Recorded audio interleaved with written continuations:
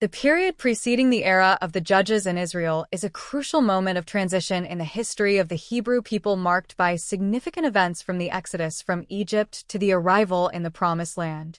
This period is characterized by profound social, political, and spiritual changes that shaped Israel's identity and paved the way for the leadership of the judges after slavery in Egypt, where the Israelites lived for approximately 4,130 years.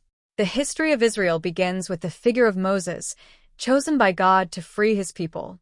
The story of the Exodus from Egypt is one of the most iconic moments, known as the Exodus.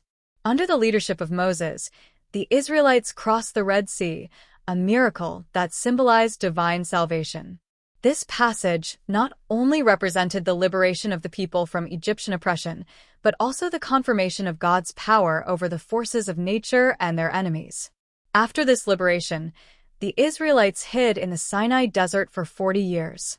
During this period, a crucial summer for the formation of Israel's national and spiritual identity, God sealed a covenant with his people. By giving them the Torah, which includes the Ten Commandments, this gift of law not only established a set of moral and ethical guidelines, but also defined the relationship between the people and God, as well as among themselves. Mount Sinai became a sacred place where God's presence manifested itself in a powerful way, and the people learned to live according to principles that would ensure their holiness and their unity as a nation. However, this journey through the desert was also marked by difficulties and trials. The Israelites often complained against Moses and expressed their desire to return to Egypt, showing a lack of trust in God and his plans for them. This pattern of disobedience and lack of faith led an entire generation to perish in the desert without being able to enter the Promised Land. Only the young men accompanied by Moses and Joshua will see the fulfillment of God's promise. The transition from the desert to the Promised Land began under the leadership of Joshua.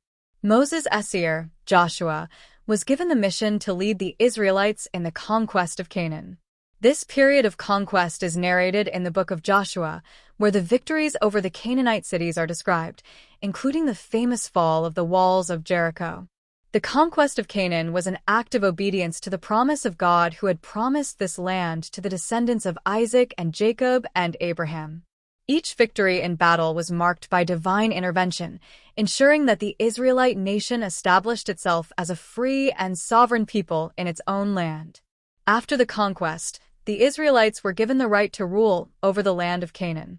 The Israelites settled in the different tribes that made up the nation, and the land was divided among the tribe of Israel. However, this period of conquest and colonization was also a period of instability. The lack of a centralized and unified leadership led to tensions between the tribes. Each tribe began to act independently, and national cohesion began to fragment. The book of Joshua ends with a call to faithfulness to God, warning the people of the consequences of idolatry and disobedience, thus anticipating what was to come. The Philistines were one of the most influential and feared peoples of ancient Canaan, often described in Scripture as the sworn enemies of Israel during the period of the Judges and the monarchical era. They originated in a region of the Aegean Sea. It is believed that the Philistines migrated to the coast of Canaan by the 12th century BC. They asserted their dominance by establishing 5 major Philistine cities, known collectively as the Pentapolis: Gaza, Ascalon, Gath, and Ekron. These cities became centers of power and trade, with a rich culture and a complex social structure comprising political and religious leadership. The Philistines were known for their dedicated worship of deities such as Dagon, the god of fertility and grain. Reflecting their agricultural practices and the importance of land in their society, the Philistine raids against the Israelites were frequent, and devastating their presence in Canaan established a constant state of temper and conflict. The Philistines were known for their military skills, leading swift and organized attacks against the Israelite tribes, often caught off guard. Their military superiority was largely due to their innovative use of iron in the manufacture of weapons.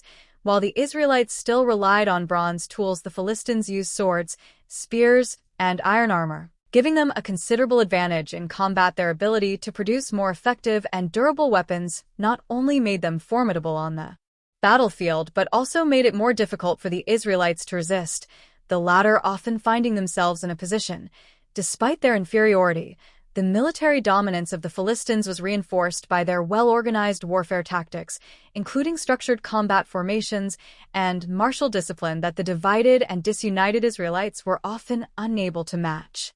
The lack of unity among the tribe of Israel had direct and disastrous consequences in the struggle against Philistine oppression. After the death of Joshua, the people of Israel entered a period of great instability and fragmentation, known as the period of the Judges, during which time the elite tribes of Israel often warred among themselves, favoring their own interests over mutual cooperation. This internal division not only weakened Israel's ability to unite against the Philistines, but also made each tribe more vulnerable to attack. The Philistines exploited this lack of unity by leading raids against isolated villages, pillaging and oppressing the Israelites, who often lacked a cohesive force to defend themselves. The direct consequence of this fragmentation was a cycle of oppression during which the Israelites cried out to God for help, only to be delivered from their enemies by judges who were temporary leaders and often ineffective in establishing lasting direction. Before exploring the story of Shamgar, the man who defeated 600 Philistines, it is important to know the significant trajectory of the judges who preceded him. See, after the death of Joshua, one of the first groups to enslave Israel was that of King Cuan-Rikattai of Mesopotamia, who conquered the Israelite lands and imposed severe oppression for about 8 years, during which the Israelites suffered under the weight of tyranny and idolatry. Begging to God in desperation for their deliverance in response to this desperate call, God raised up Othniel's son and nephew of Caleb as judge and deliverer. Othniel was a man of valor and courage, described as one of the best warriors of his generation, having distinguished himself among the first during the battles for the conquest of Canaan, armed not only with his military skills, but also the presence of the Spirit of God. Othniel was chosen to lead Israel in their fight against oppression. He stood up as a symbol of going to the people ready to face the enemy. Othniel faced Cuan-Rikattai and his powerful army. The biblical account does not provide many details about the battle itself, but emphasizes that victory was granted to Othniel by the Lord with divine help. He defeated the oppressive king, freeing Israel from slavery. This feat was not only a demonstration of bravery, but also a testimony to God's providência in response to the people's repentance after this victory. Othniel became the first judge of Israel to rule during a period of peace that lasted for about 40 years under his leadership. The people experienced a spiritual revival as they returned to worship God and rejected the idols introduced by neighboring cultures. He not only restored political freedom, but also ushered in a new era of faithfulness and unity among the tribes of Israel. God's wisdom and guidance inspired the people to remain steadfast in their faith. However, Othniel's story also foreshadows the repeated cycle of disobedience that would characterize the course of the Judges. That Othniel broke deliverance and peace the people of Israel over time turned away from God, again leading to more oppression and the need for other judges after the death of Othniel, the first judge of Israel. The nation entered a period of disorder and instability. With the disappearance of Othniel, the Israelites found themselves without a strong leader to guide them, and as a result they began to turn away even further from the worship of God. The Book of Judges describes that after the death of Othniel, the Israelites engaged in idolatrous practices, adopting the worship of Canaanite gods and other idols. This infidelity provoked the wrath of God, who in response to the rebellion of the people allowed new enemies to arise to oppress Israel. The first group to oppressing against the Israelites after the death of Othniel was that of King Eglon, king of Moab. The Moabites were old enemies of Israel, and their oppression was particularly brutal. Eglon formed an alliance with the Ammonites and the Amalekites, joining forces to attack and subjugate the Israelites. Together they invaded Israelite territory and conquered the city of Jericho, which became an important strategic and symbolic center. Eglon was devastating, and the Israelites found themselves once again under the rule of a tyrant. Eglon's oppression lasted about 18 years, during which time the Israelites suffered severe hardship and humiliation, were forced to pay tribute to Moab, and suffered constant abuse from their oppressors. During this period, the Israelites began to cry out to God for help, recognizing their mistakes and seeking to repent of the cycle of disobedience and the repentance that characterized the history of Israel was repeated. They remembered the promises of God and the way refrained their ancestors from the hands of their enemies in times of crisis, so in the midst of suffering the people of Israel turned to the Lord for help and deliverance. It is in this context of oppression that a new leader emerges who would become the second judge of Israel. Was a man from the tribe of Benjamin described as left-handed, which might have been a unique and important characteristic for his strategy. Unlike Othniel, who was an established and respected military leader, and God initially did not have a prominent role. However, his courage and his ruse would make him one of the most memorable judges in the biblical narrative. The story of God begins with a bold play represented himself to the leader of Israel as an envoy of God to offer tribute to Agon the Moabite king, man the cunning man the double. Edis dager under his clothes in preparation for an unexpected confrontation when he appeared before the king. Ud was determined to free his people and fulfill God's will. The oppression of the Moabites had to be stopped. Ud felt called to action after pay homage to King Glon, who was known to be a large and imposing man. Ud declared that he had a secret message for the king. He took Agon to a private place where he would be found alone. Ud revealed his true intention with a swift and decisive blow. He used his dagger to assassinate King Moabite. The death of Agon not only surprised those present but also freed the Israelites from the oppressive Ugug. After the death of Glon, Ud quickly fled and rallied the Israelites, urging them to fight against the Moabites under the leadership of the Moabites. The people came together in a collective effort to defeat their oppressors. The triumph over the Moabites was a turning point, and Hud's victory brought peace back to Israel. The newfound freedom lasted for about 80 years, during which Hud ruled Israel and worked to restore the worship of the Lord. Ehud's rise as judge of Israel marks a significant turning point in the history of the judges. His courage, cunning, and determination to fight oppression illustrate the kind of leader God raises up in times of crisis. The story of Neil followed by Ehud's struggle highlights the fragility of human faithfulness, as well as the constant need to maintain a close relationship with God. However, after the death of Ehud, the second judge of Israel, the people of Israel once again found themselves in a state of disarray and instability under his leadership. Israel enjoyed a period of peace for about 80 years. However, with his death, the nation faced the fragility of the lack of unified leadership and the habitual tendency to stray from the worship of the Lord. In the absence of a strong leader, the Israelites began to stray from their loyalty to God, falling into idolatrous practices and worshipping pagan gods such as Baal and Ashtoreth.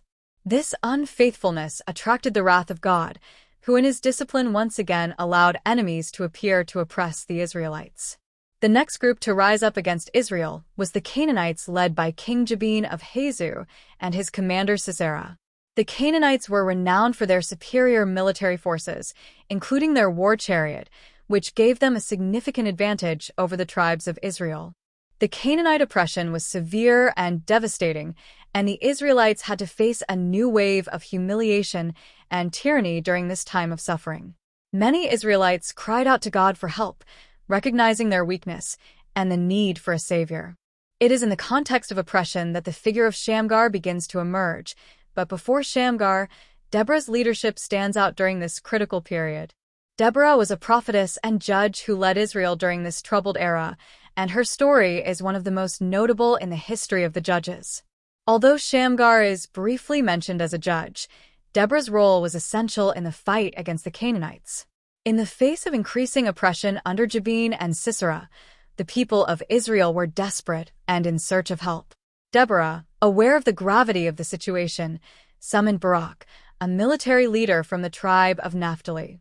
She informed Barak that God had ordered him to gather an army of 10,000 men to face Sisera and his Canaanite army. She told Barak that God had ordered him to gather an army of 10,000 men to face Sisera and his Canaanite army. She told Barak that God had ordered him to gather an army of 10,000 men to help accompany him in the fight, thus showing his need for support and security in this fight. Deborah's determination to lead the people in the fight and her trust in God's promise were essential for the mobilization of the troops. Israelites, when Barak threatened to use force to confront Sisera, the Lord intervened powerfully. A storm broke out, making it extremely difficult for the Canaanite war chariots, which constituted the main force of Sisera's army, to maneuver. This destabilized the oppressive army, allowing Barak's troops to seize the advantage and defeat the Canaanites. During the battle, Sisera, seeing the imminent defeat, fled and sought refuge in the tent of Jael.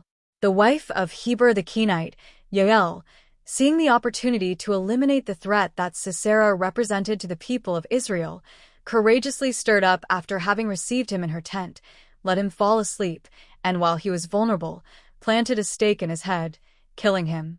Jael's courage in the face of Sisera not only sealed Israel's victory over the Canaanites, but also made her go down in history as a heroine of Israel's history.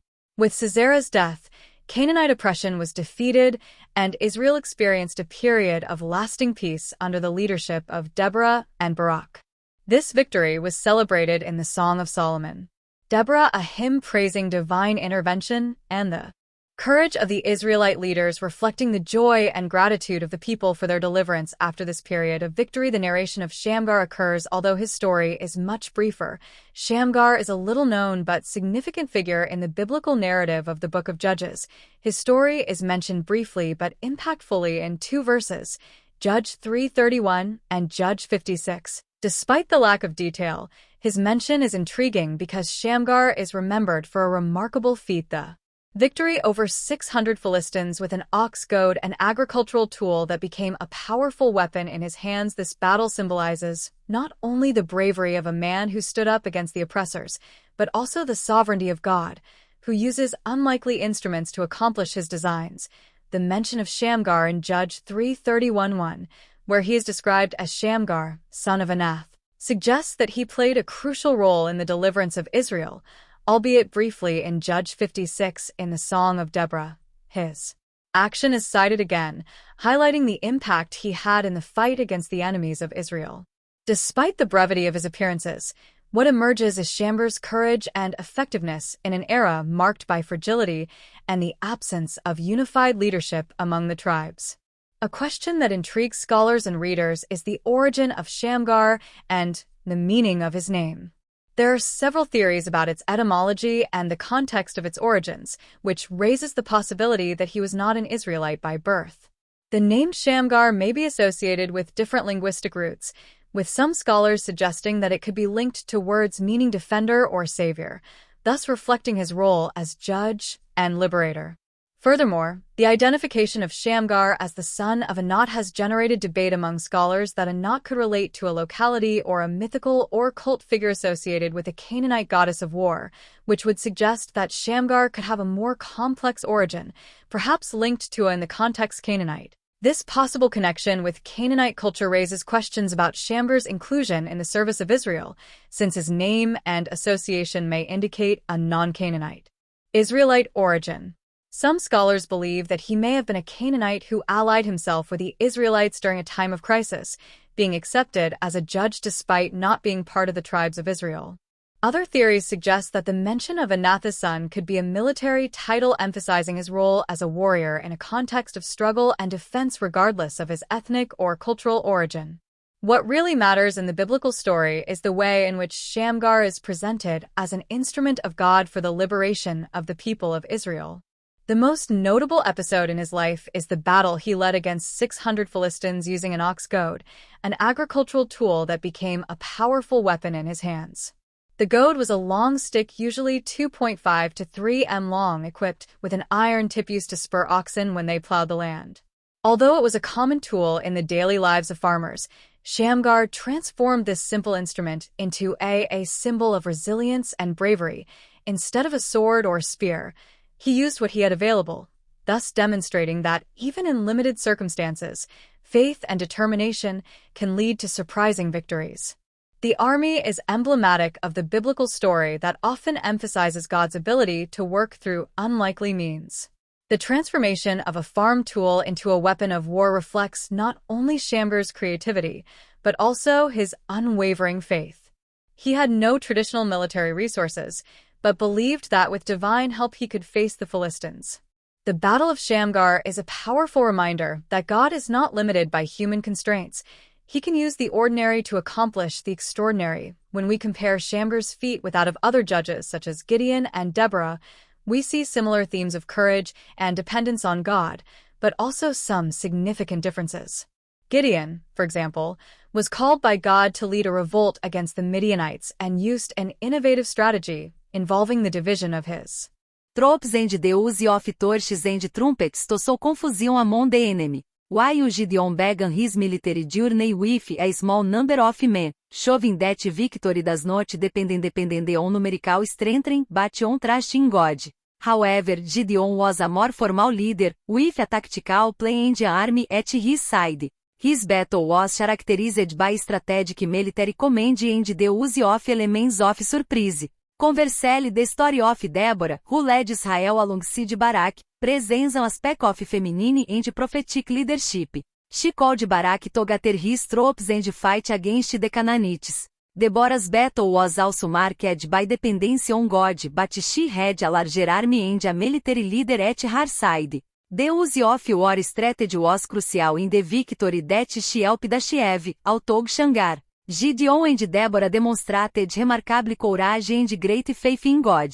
They personified different types of leadership adapted to the circumstances of their team, with their simple goals, which shows that ordinary men can achieve extraordinary things through faith, while Gideon and Deborah, with their more elaborate goals, strategies illustrate how God guides and supports his servants to overcome seemingly insurmountable obstacles. Shamgar, on the other hand, acts almost alone using an everyday tool that highlights the uniqueness of his story. The courage of Shamgar, Judge of Israel, is one of the most remarkable aspects of his story, especially when we consider the context in which he faced 600 Philistines with only a horse's goad. This courage did not come from self-confidence or military strength, but from a deep dependence on God, which guided his actions and decisions to face such a large and well-armed army, but it required more than bravery. It required an unshakable faith in God and the certainty that he would be by his side.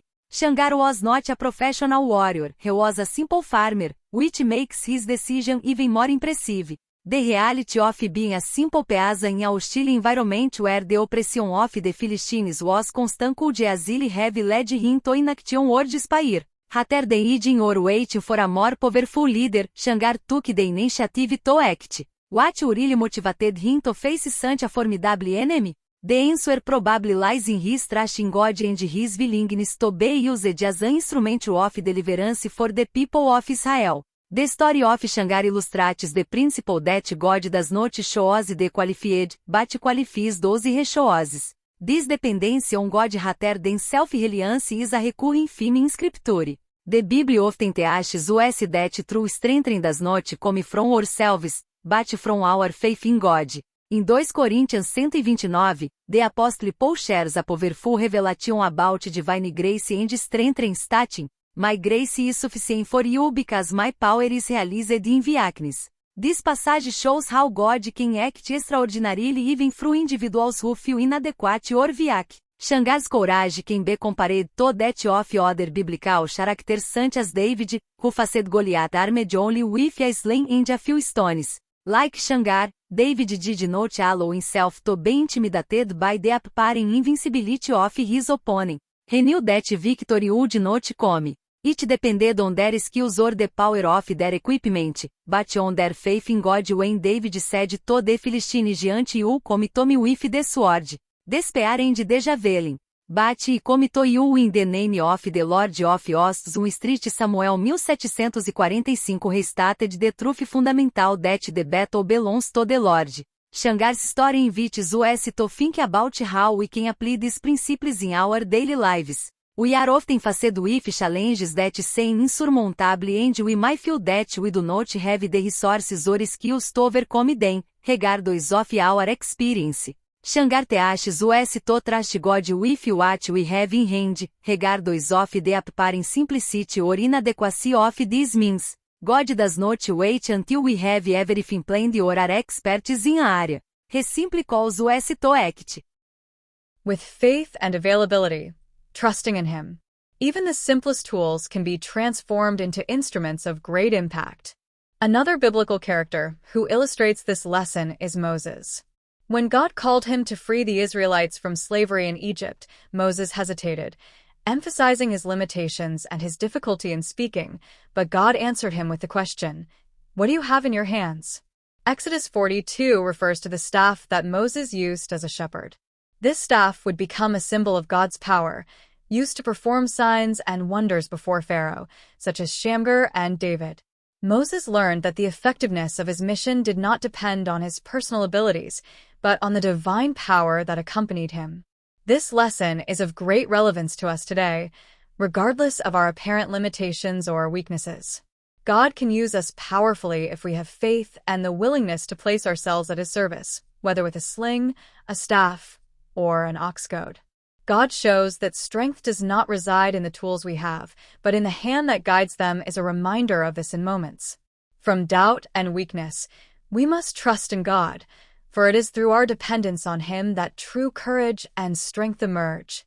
Although the Bible does not provide specific details about tactics or the exact course of the battle, we can imagine that Shamgar faced the Philistines in a fight that required not only courage, but also clever strategies taking advantage of the terrain or the element of surprise.